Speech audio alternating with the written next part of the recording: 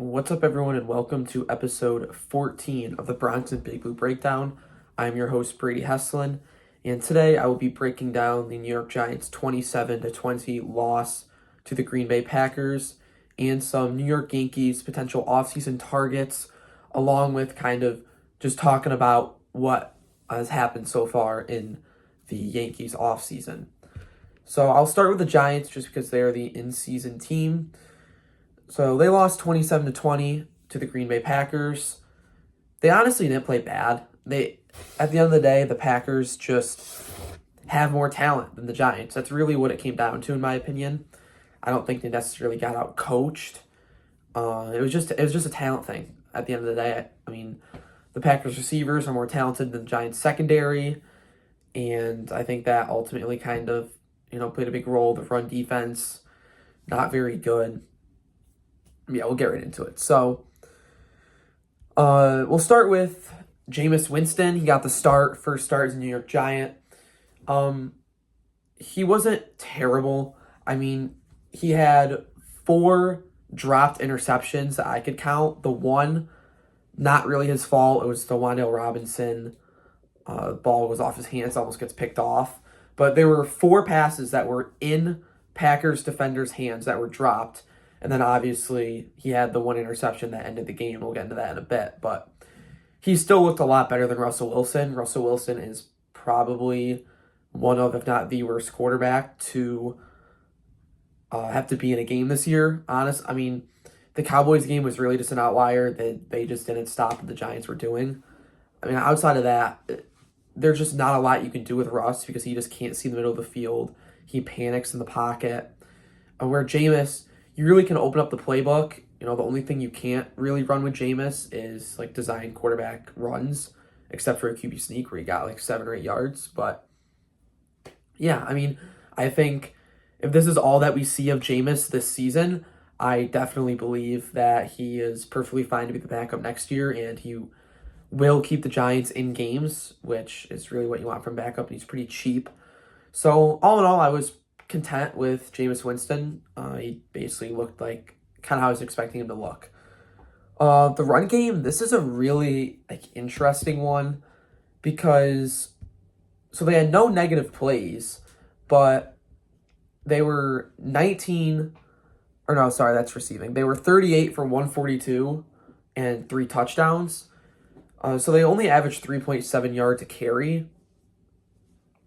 So it's kind of what do you value? I mean, they didn't lose any yards, so they were only going forward with the run game, but they didn't really have that huge explosive run. The longest run was 17 yards from Tyrone Tracy, but they just had a lot of 2, 3, 4-yard gains, which they weren't dealing with a lot of second and 15s, but at the same time they had to go for it 4 times on 4th down, and they had a good amount of 3rd and 5s. So I don't know. I don't think it was a bad game plan. I really don't. I think, a lot of under center run game with Jameis, I think that was the right move. And yeah, I mean, 3.7 yards per carry, that's not very good. I mean, it's not terrible for a 1-game sample size, but it's not great. So it's kind of just what do you think? And in my opinion, I would have liked to have seen some more play action off of the run game, but I don't think running the ball 38 times was bad. They just didn't quite get the production you wanted. But yeah, I mean, still losing no yards on any run is pretty impressive. And Tyrone Tracy especially, he was 19 for 88, where it was more Devin Singletary that struggled. He was 16 for 44, but did have 2 touchdowns. I thought the run blocking was solid. Again, I keep saying it, but not losing any yards, that's a lot on the offensive line. They had pretty good push up front. I also thought the pass protection was solid. Micah Parsons was silent really until the last play of the game where Jameis was looking to throw a Hail Mary and got nailed by Parsons, and it was a strip sack fumble. So that's going to help Micah Parsons' stats. But Andrew Thomas, Jermaine Illuminor did a very good job. They also have Rashawn Gary, and he didn't do a ton. So only 2 sacks in the game. So all in all, I mean, 20 points isn't very good. It was just a pretty meh game for the offense. I mean, it wasn't great, wasn't terrible. They didn't do a ton of things super well, but they also didn't do a lot of things that were completely awful. So, yeah, Isaiah Hodgins leads the team in receptions and receiving yards, 5 for 57, despite not even joining the team until Wednesday. It boggles my mind that it took them this long to bring back Isaiah Hodgins. I mean, they rolled into the regular season, so obviously the starters, which was Neighbors, Wandale, and Slayton. But then the backups were Jalen Hyatt, Bo Collins, and Gunnar Olszewski. So, of course, when one of those guys is like going to go down, I mean, it was extremely unlikely that all three of those guys are going to be healthy for all 17 games. So when Neighbors goes down, now you're turning to Bo Collins at first. He was terrible. Then you're trying out Hyatt. We know he's awful. And then they're rolling out Gunnar Olszewski last week at outside receiver. And now they're bringing Isaiah Hodgins. So I feel like they should have brought him in to start the season, to be the wide receiver 4.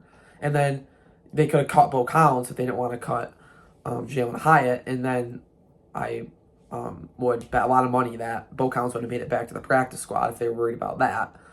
And then, okay, maybe you don't want to do it. Maybe you want to see what you have with Bo Collins and if there's anything left in Jalen Hyatt, whatever. But when Neighbors went down, that's when they needed to bring him in. They absolutely should have brought Isaiah Hodgins in as soon as Malik Neighbors went down with the injury. He's just reliable, man. I mean, he was, 6 targets, 5 catches. I mean, he's going to catch the football.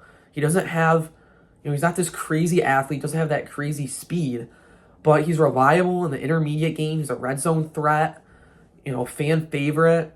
It just shocks me that it took them this long, but I'm glad he's back. Wandale Robinson was pretty disappointing. He was 4 for 36 on 9 targets. I really hope he doesn't start to become a drop guy, because I feel like more and more, there's like a Wandale Robinson drop, and I feel like they're in pretty critical situations. I don't think they're remembered as much because he's a kind of a check down merchant sometimes, and he's not getting all these deep shots for like a Darius Slayton or an Evan Ingram. Those guys are remembered for their drops because they're dropping deep passes, where Wandale's just dropping these short passes. So, yeah, Jalen Hyatt, I mean, we'll get to him in a different section, but, I mean, he's just, they need to cut him. They absolutely need to cut him. Just admit that you were wrong. You traded up for him. It didn't work out. He can only run a straight line route. We saw that yesterday. He's unplayable. He has no special teams value.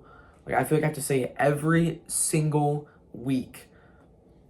Cut Jalen Hyatt, sign Ray McLeod to the active roster, or bring in somebody else. I'm so done. You got to make a statement. I mean, second to last. I mean, it's third down. Could be the last play of the game. Could be the second to last play of the game. Whatever. And the guy's just quitting on his route. Just quits on his route. This is a guy that's fighting for playing time. He should have one of the biggest chips on his shoulder on the entire team. He's been a draft bust to start his career. Doesn't have a touchdown in his NFL career. This guy should be hungry. He should want it. And in this huge spot in the game where the Giants are down a touchdown, under a minute to go, and you're just quitting on your route? Are you kidding me? It's just unbelievable, the work ethic of some of these guys. I don't understand.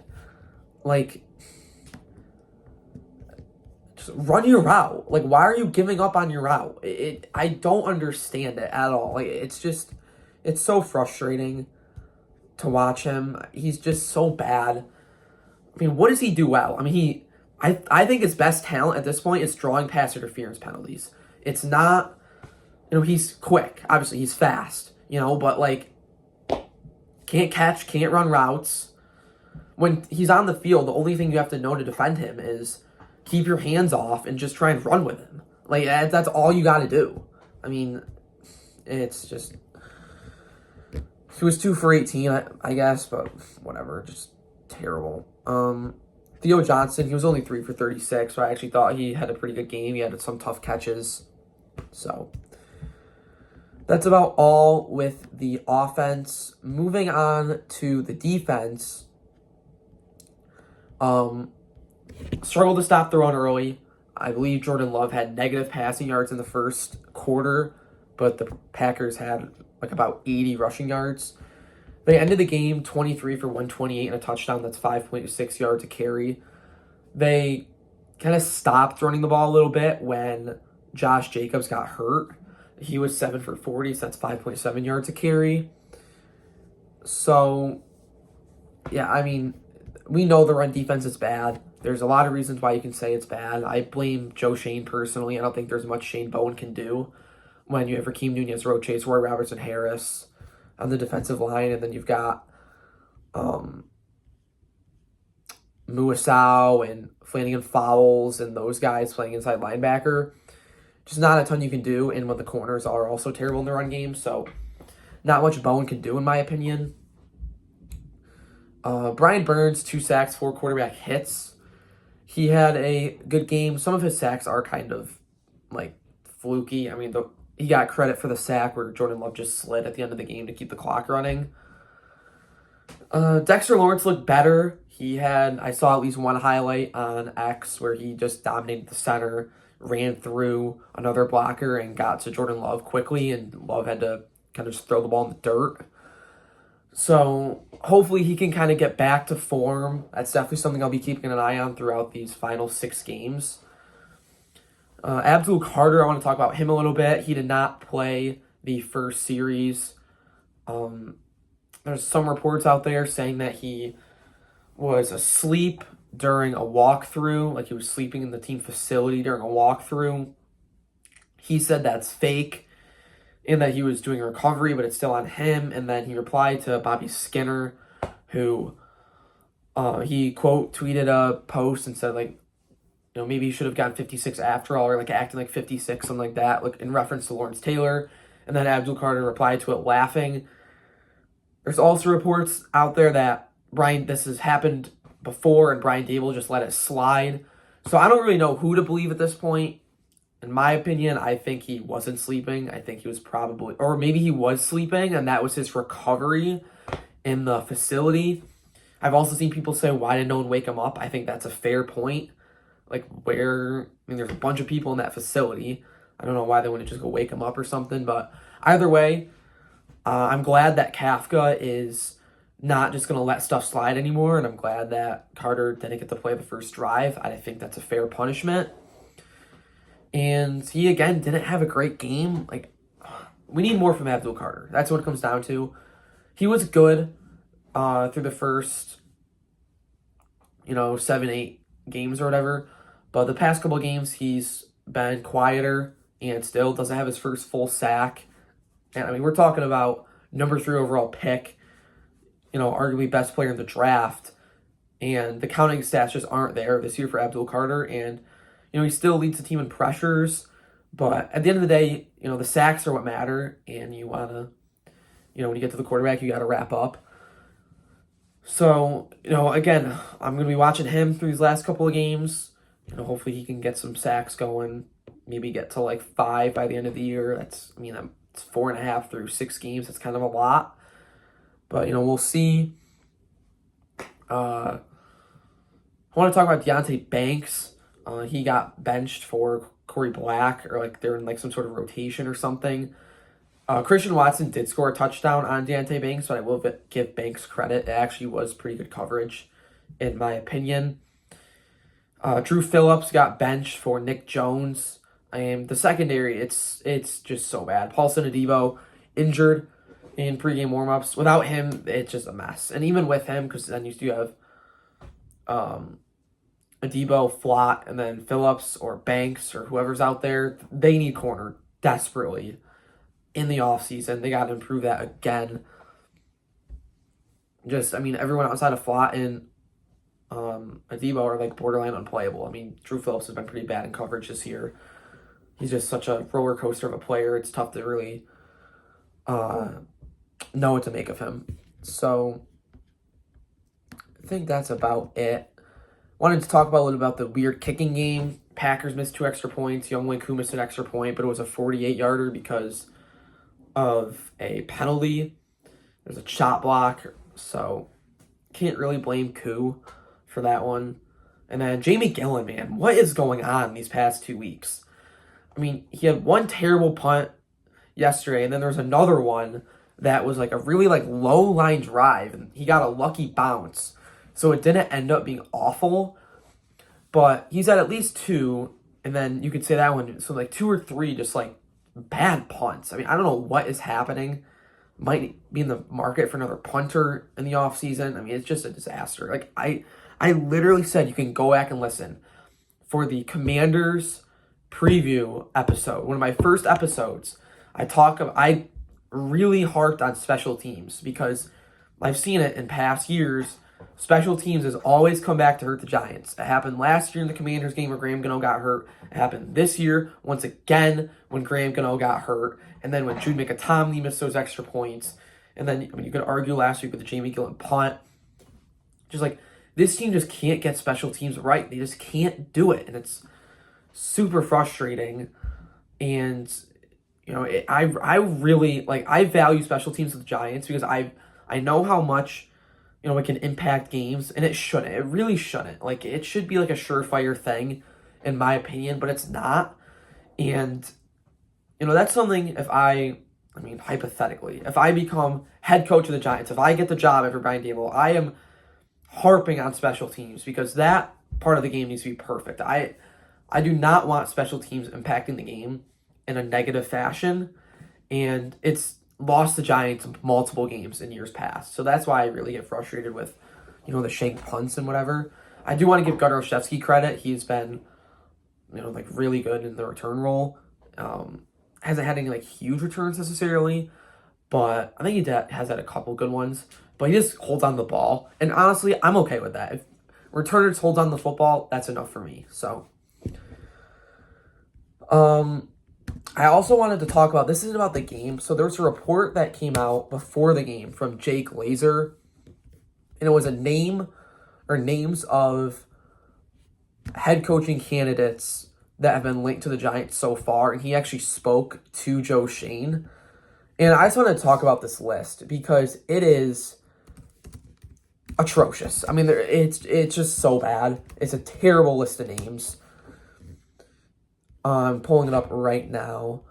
So the names were Mike McCarthy, Matt Nagy, Arthur Smith, Steve Spagnuolo, Lou Anarumo, and Chris Shula. I like Chris Shula the most of anyone on that list by a pretty wide margin. He's a younger guy coming from the Rams. He's their defensive coordinator. I guess him and Sean McVay are pretty close. I like Sean McVay a lot. I would take almost anyone from his tree. The other guys, like Mike McCarthy, just ew, no. Matt Nagy, no. Arthur Smith, no. Steve Spagnuolo, I guess I could get behind it, but that doesn't inspire me. I don't know. It just, there's guys I'd much rather have than Spagnuolo, and then Lou Anarumo, I really have no interest in either. So Shula, I would be good with. Spagnuolo is maybe, I guess. And then the other four I really don't want. Clint Kubiak is a name I really want to, keep an eye on. He also said it looks like a college coach is probably not going to happen. So no Marcus Freeman, no Lane Kiffin, but they hire Matt Nagy, Mike McCarthy, or Arthur Smith, I'm going to be furious. That is just terrible. Take a shot. I know Brian Daboll didn't work out, but don't completely, change your approach just because Brian Daboll didn't work out. You have this young, these young players, you have Dart, you have Neighbors, Burns, Carter. You have a franchise left tackle, Andrew Thomas. You have Dexter Lawrence, who's a superstar. Cam Scadaboo looks like a star. Running back. You have this young talent. Get a young guy to lead them. Don't bring in a Mike McCarthy. That's not... I just don't see a world where that works. It didn't work. It worked well in Green Bay for a bit, but they had a big falling out. Then he goes to Dallas, and it didn't really work there. What makes you think it's going to change with the Giants? I don't think it's going to... I don't like that at all, really. I just don't. Last thing I'll say about the Giants is Joe Shane is 20-41-1. He is 13-39-1 since the 7-2 start in 2022. So I will end on that. And I will be back shortly. I'm going to jump into the future and talk about the New York Yankees. Okay, so this is Brady from the future. I'm now going to be talking about the New York Yankees. I haven't been able to do a ton of this, so I wanted to get some, pretty good notes down for today, and I think I have some good stuff for you guys. So let's start with just some stuff that's happened. So first, Aaron Judge has won his third MVP, very well deserved. I was honestly pretty surprised as to how close the race was. The fact that he only won because of 2 first place votes is crazy. So Judge got 17 and Cal Raleigh got 13. So I think he was 100% the MVP. I'm honestly surprised that 13 people didn't think that. But yeah, so shout out Aaron Judge, his third MVP. Moving on is Trent Grisham is expected to decline his qualifying offer. I think that is, good for the Yankees. Some people were debating saying, they should not offer him the qualifying offer. But I was saying do it because, either he takes it and, he has another year to prove himself, or he declines it and the Yankees have the chance to get a draft pick. And that's looks like what is going to happen. So, good news for the Yankees. Tim Hill had his club option accepted. So he is back on the team for this year. It is a $3 million club option. I said 2 weeks ago when I was previewing the pitchers that I thought it was a no-brainer to accept that team option, and that is what the Yankees did. They also declined Jonathan Loaisiga's $5 million option, which I also do agree with. And then the last thing actually happened today. The Yankees re-signed Ryan Yarbrough to a 1-year, $2.5 million deal. I just want to make sure it was 2.5. I believe it was. I think that's, again, like a pretty no-brainer deal. I really like that. He can start the year with Rodon and Cole hurt. He can start the year, it is $2.5 million, but he can start the year in the rotation potentially and then move into the bullpen as a long man. And if he's terrible, then you can DFA him and it's only, $2.5 million. So that's just some Yankees news. And we can now move on to some potential, free agent targets, just kind of introducing some names to you guys. And I'm just trying to get everything pulled up here. And I'm going to go over my, top needs, I think, for the team and that kind of thing. So, in no particular order, I have bullpen, catcher, shortstop, outfield, first base, starting pitcher. I would say that's not a bad order. I'd probably flip outfield and shortstop just because, as it stands right now, they have Dominguez, Judge, Spencer Jones, Stanton. It's bad. So, but obviously Grisham and Bellinger are free agents, and they're likely to probably at least re-sign one of those guys. But yeah, so I kind of went through each position and, took some names of guys that I think the Yankees could potentially be interested in. So starting at catcher, there's not a ton of options, and also I did not look at trade targets. I may do that in a later episode, but for now I was looking at just free agents. And the first name that kind of stood out to me was JT Realmuto. It's a fairly weak catcher free agency. I'd say Realmuto is probably the best guy available. He had 257, 12 homers, 700 OPS. He had a 91 OPS plus. It was a down year for JT Realmuto standards. But I think the Yankees should prioritize bringing in a right-handed catcher because they have Wells, who's a lefty, Rice, who's a lefty, and Escara, who is a lefty. But, just the year prior, it was 266, 322, 429, 751 OPS. He's not going to hit a ton of homers. His career high in homers is 25 in 2019. But he's been a guy that's been above 109 or 108 OPS plus from 2016 all the way to 2024. And he still had a 2.5 WAR according to Baseball Reference last year. So I think that's the guy they could potentially look at. I'm not sure how much money he's going to cost or how much money the Yankees are looking to spend. I think that's where they'll probably draw the line to their Muto. I don't think it's super likely just because they have Wells, they have Rice, they have Escara. You know, could they go into the season with those three? Yeah, but I think they should bring in someone else. I don't think you can just give Wells the job. And, I mean, Ben Rice struggled throwing runners out, and Escara I view more as organizational depth. Another name was Danny Jansen. He's another righty catcher. It's not flashy. He was pretty bad last year, but he's a guy that could come and compete for the job.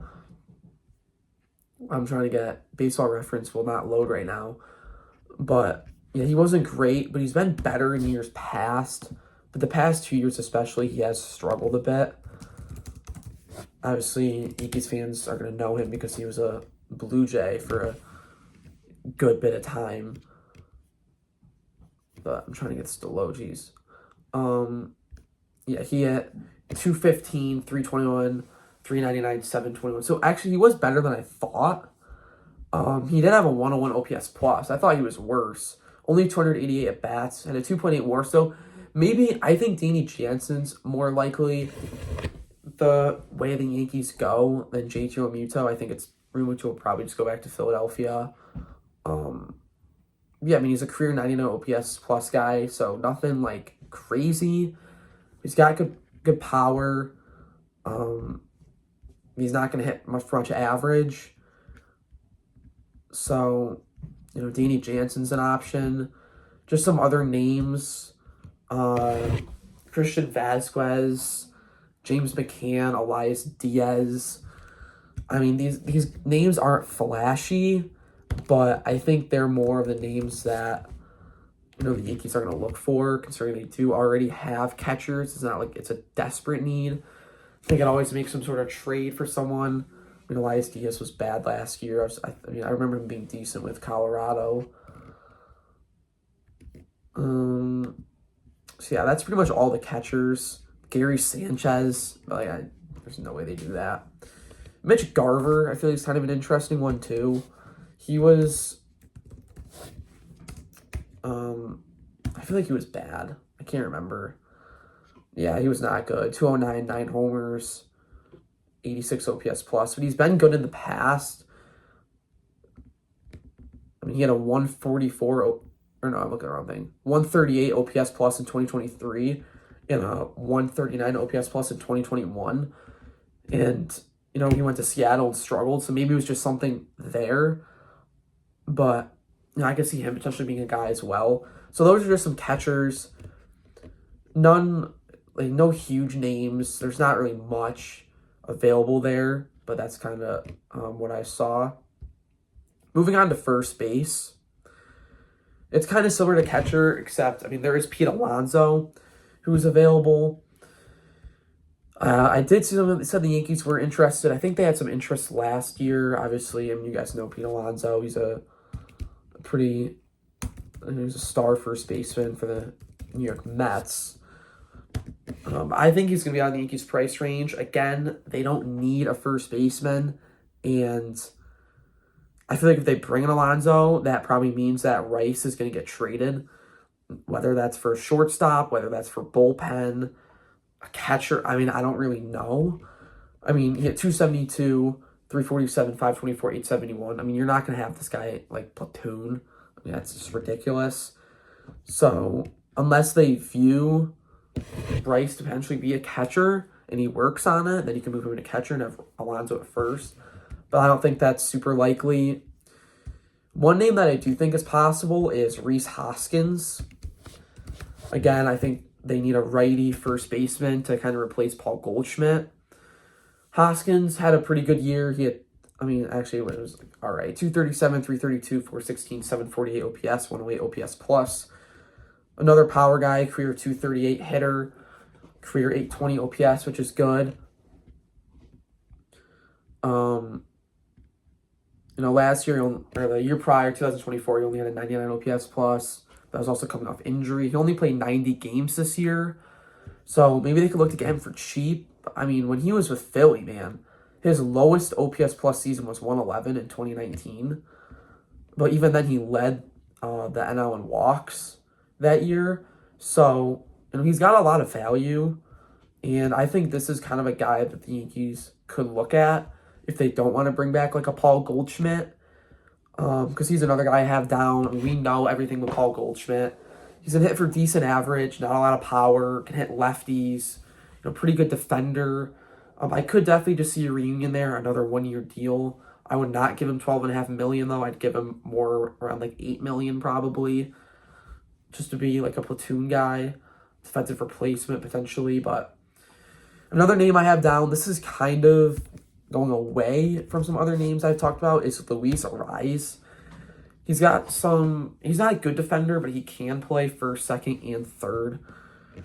He had 292, 327, 392 to a 719 OPS, 99 OPS plus. Obviously, he led the league in batting average in 2022, 23, and 24. I should say he led the AL in 22 and then the NL in 23 and 24. Last year was his lowest average season at 292. So we know what Luis Ariz is. He's going to hit for average. He's not going to strike out. I mean, he had 21 strikeouts and 675 plate appearances last year. His most strikeouts in a season is 48 in 2021.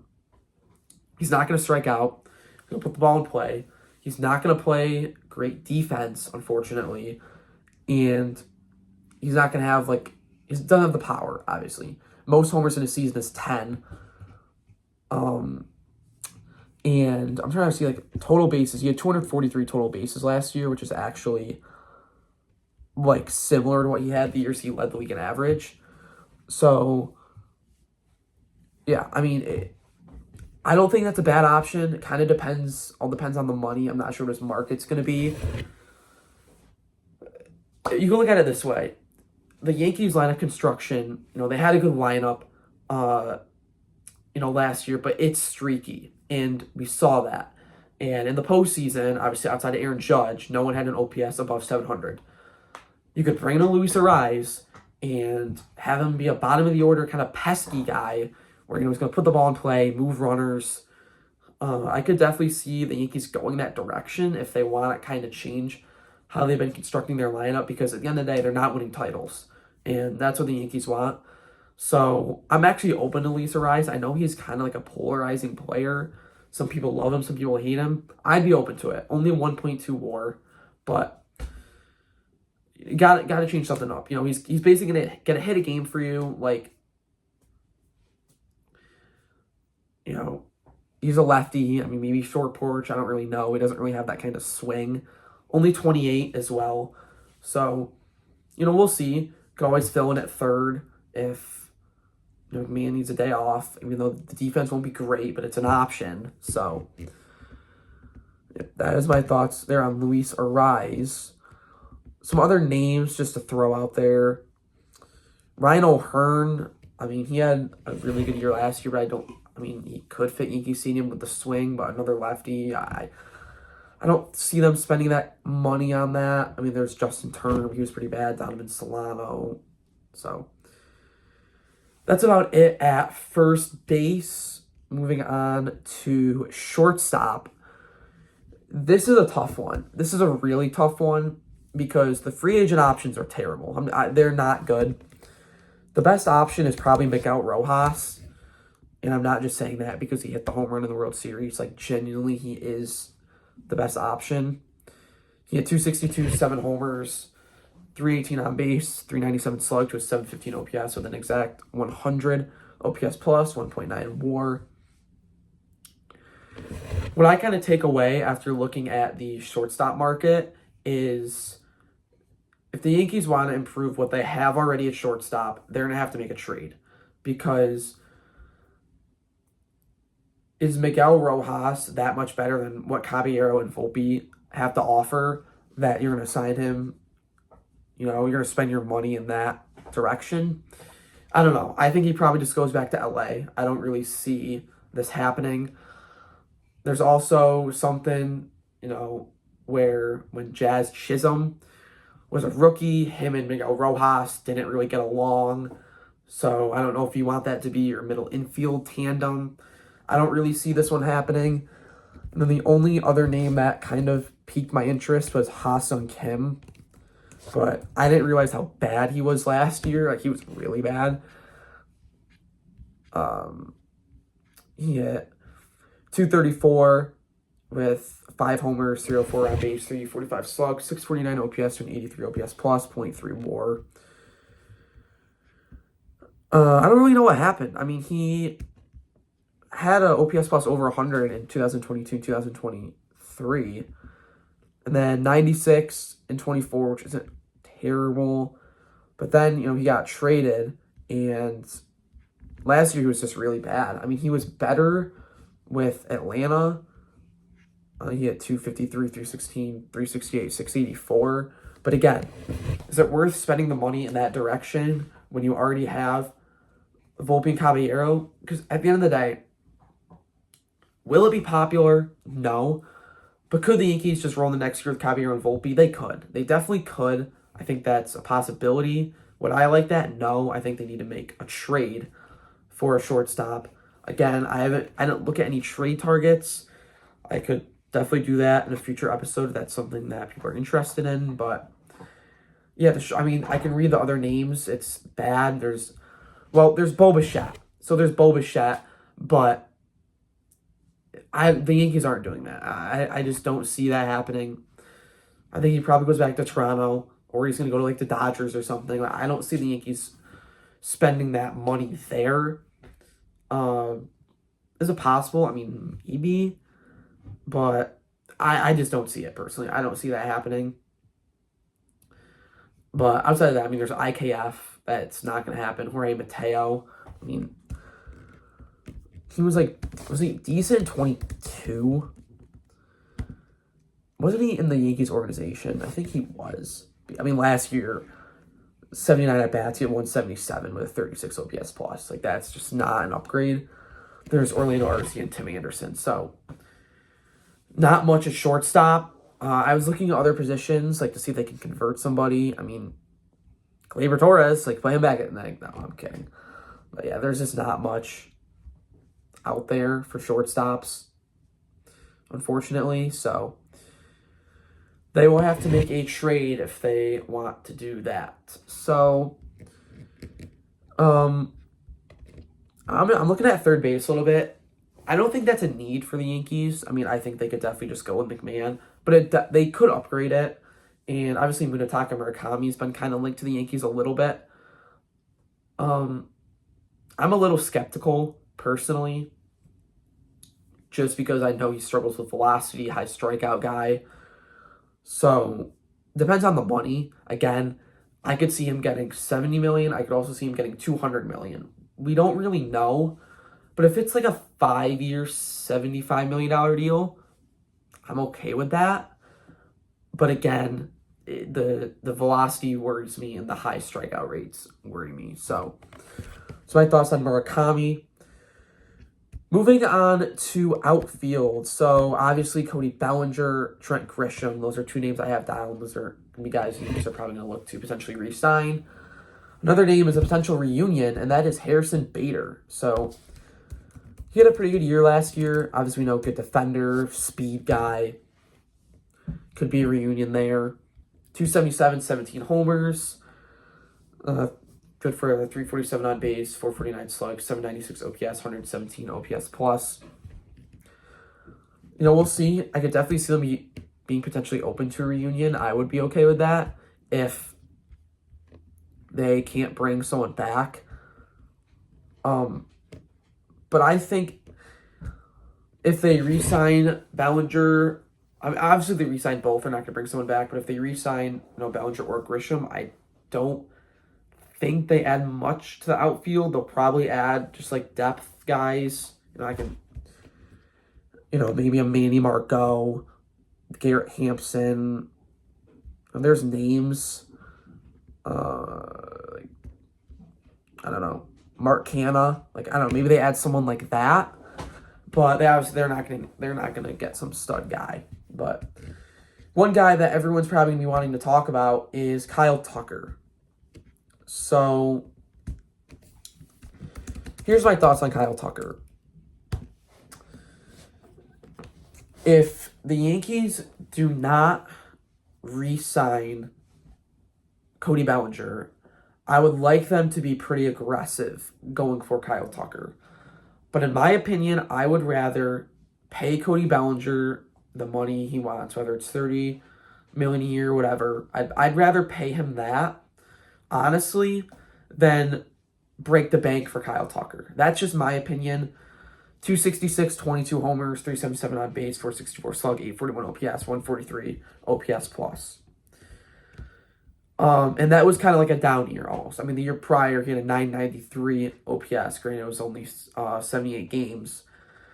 But still, I just don't know if he's worth 400 million or whatever he's going to get.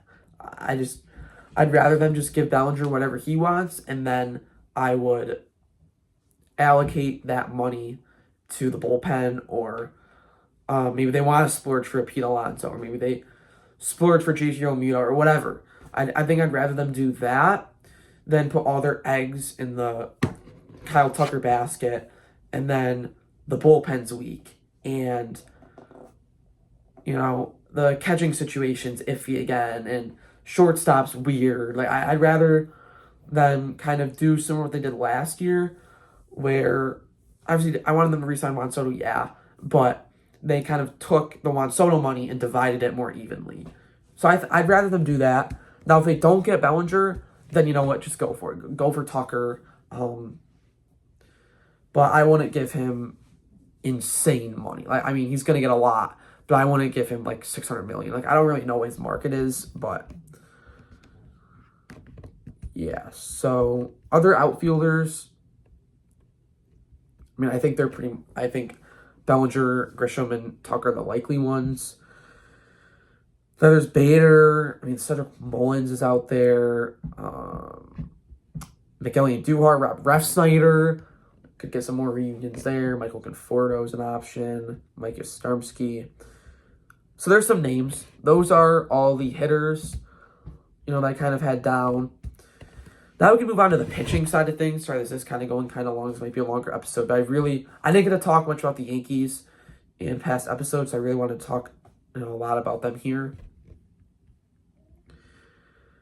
So it was kind of tough to narrow down the pitchers because there's so many. So I'm just going to kind of read off some names. I'll look up stats if I feel like it's necessary. But some people might be kind of surprised, like starting pitcher, like that's kind of like a strength, I feel like. It is. But it's going to be no Garrett Cole and no Carlos Rodon likely for opening day. So that leaves you with Max Fried, you have Luis Heel, Cam Schlittler, Will Warren, and then it gets weird. Then because Schmidt will be out probably till mid-season. So then you probably got Ryan Yarbrough in that 5 spot. But then outside of that, I mean, you're going to need another option if one of those guys gets hurt in like spring training or just for minor league depth. Similar to like a Carlos Carrasco from last year, but I think they'd like to do a little bit better than that. So I'll read off some names I think could potentially fit that role. Maybe like a Griffin Canning, Chris Flexen, Dustin May. Paul Blackburn, I think, is a really likely one. I think they could just bring him back for cheap. Jordan Montgomery is a name on here. The potential reunion. JT Brubaker was with the Yankees for a little bit. Could see him coming back. Tomoyoku Sugano. Jose Urquidy, Tony Gonsolin. Kenta Maeda was in the minors. So, just like a guy like that, or guys like that, I think they're certainly, possible for starters. I don't think they go make a splash and sign up Dylan Cease or something. I don't think that's going to happen. They're pretty set top-end starters. It's going to be Cole, it's going to be Rodon, Fried, Schlittler, Heel, and then it gets weird because then you have Warren, then you have Schmidt. So they're not going to, go spend that money there. But I think they definitely need some guys that can just eat innings in March and April. And now what I think is the biggest need for the Yankees, and that is bullpen. again, it's tough to write specific guys. I think they should show interest in almost all these guys. They need to kind of shore up the bullpen a little bit. Obviously, the big name is Edwin Diaz. The Yankees have reportedly been linked to Edwin Diaz, and I would be okay with it. I would be okay with the Yankees splurging a little bit and getting a closer. They're not paying a lot of guys in the bullpen. They don't have, they didn't have to pay some high-end closer. And Edwin Diaz is a beast. He's a stud. 1.63 ERA this year in 66 and a third innings. Last year he struggled. He was also coming off the ACL. He had a 3.52 ERA in 53 innings. Last year he had 28 saves. I mean, if you look back, 2022, 1.31 ERA. Yeah, I'd be perfectly fine paying Edwin Diaz good money to come in and be the closer. Then you could have, imagine like Diaz, you got Bednar, hopefully Doval can develop a little bit. Like you've got a good start, Tim Hill. But I also think you need to bring in some lefties. Some lefties I see here are it's like Sean Newcomb. There's not a ton. Caleb Theobar is a lefty. Daniel Colombe is a lefty. Sorry, I'm not sure how to pronounce some of these names. Gregory Soto is a lefty. So there's options. Andrew Chafin. I'm not sure how great some of these guys have been, but there really are a lot of options in the bullpen. I also could see the Yankees making some trades for bullpen as well. I think that's certainly possible. Last year we didn't really see the Matt Blake, what's the word, like resurrection project. That's the right word, resurgence project. I don't know. Like we didn't see like a Clay Holmes, come in and they kind of fix him around and he becomes like the stud, or like a Luke Weaver. We didn't really have that last year, so hopefully they can find something like that again. Other top names: Robert Suarez, Raisel Iglesias, Ryan Helsley, obviously Devin Williams, Sean Armstrong, Kenley Jansen. So there's names there for sure that they can go get. So there's no excuse. This isn't a weak, bullpen class. I want them to go get one of those top guys. Get a Diaz, get a Suarez. Even I know Helsley was bad, but maybe get a buy low there.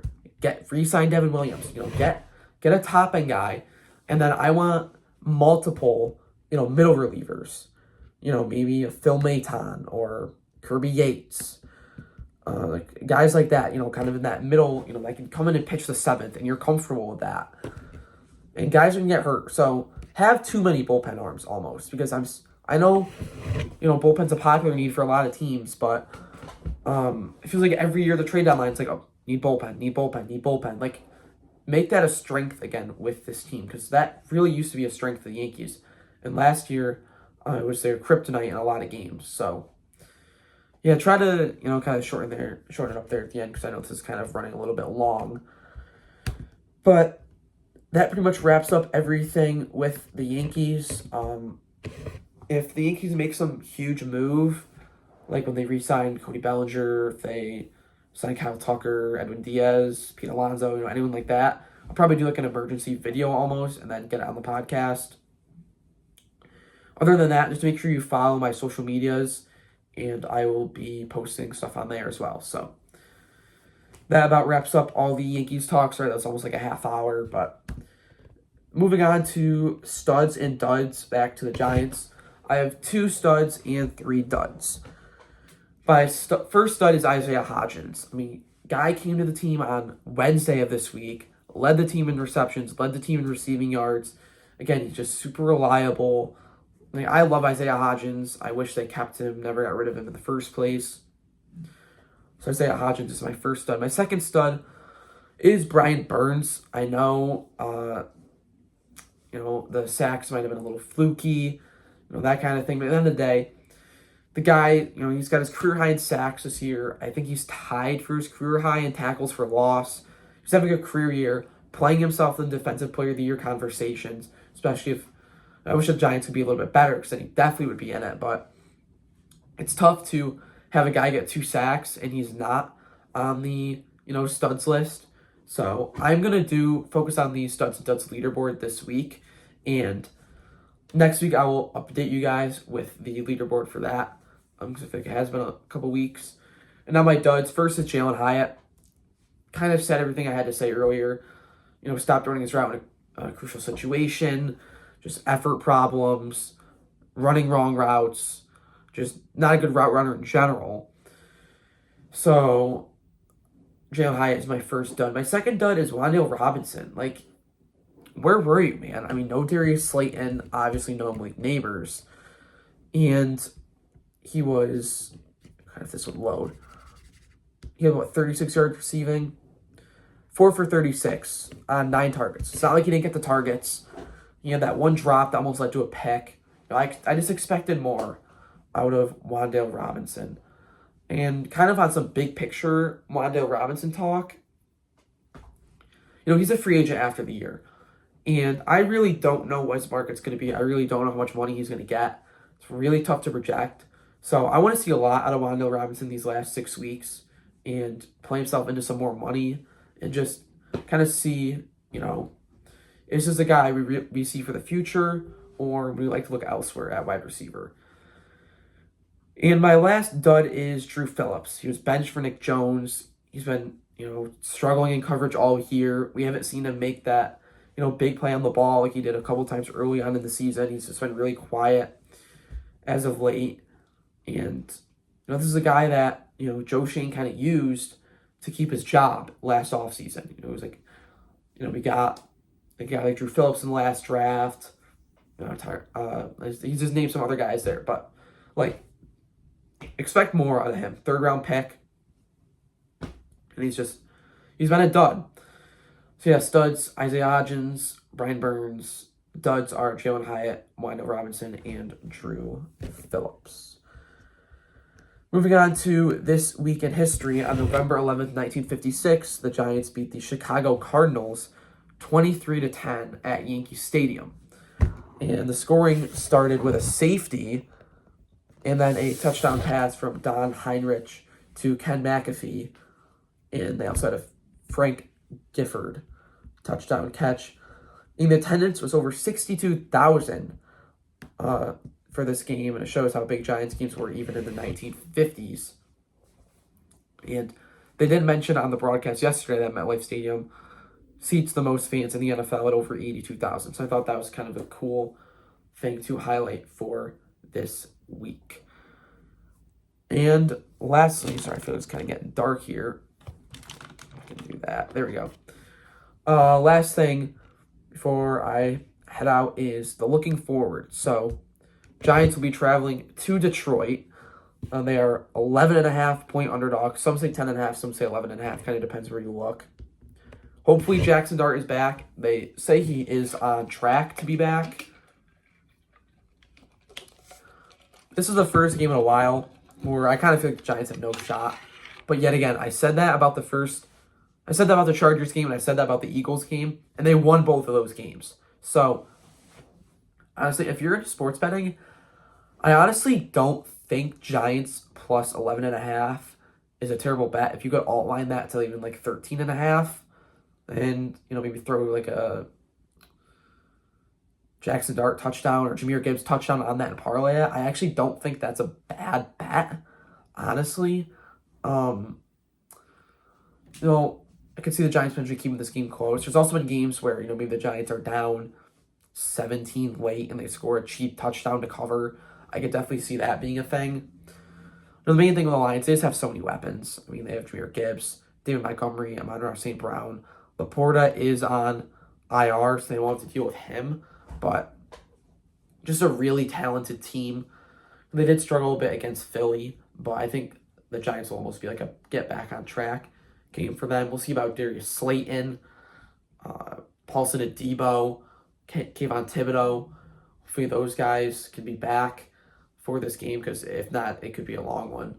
And again, hopefully Jackson Dart is fully recovered and back onto the field. It'll be interesting to see how he looks without Brian Dable and Mike Kafka as the head coach. So that's all I got for this episode. Make sure you guys follow, subscribe wherever you're watching or listening. And I will see you guys next Monday. Make sure you guys follow all my social medias. The link is in the description. Yeah, thanks for listening, And let's go Yankees and let's go Giants.